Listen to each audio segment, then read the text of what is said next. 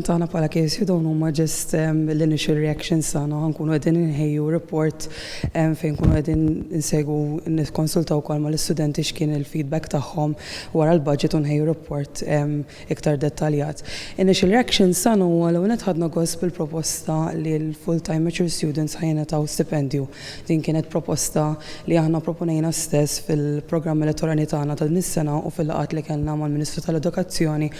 Mill-lat liħor konna disappuntati li din is-sena rġajna wasalna f'sena fejn ir-riċerka mhix qed tingħata l-importanza xierqa. Aħna nixtiequ li r-riċerka fl-Università ta' Malta tingħata priorità u qed naraw erġajna l-riċerka ġiet imwarba.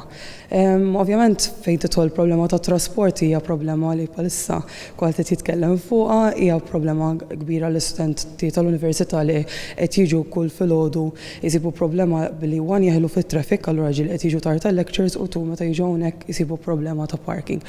Aħna ovvjament nixtiequ li jkun hemm iktar investiment anke f'alternative means of transport, li jkun hemm pjan holistiku mhux biżżejjed li ġess ikollok pulizija li jkunu qegħdin fit-toroq jigwidaw it-traffiku, hemm bżonn ovvjament pjan holistiku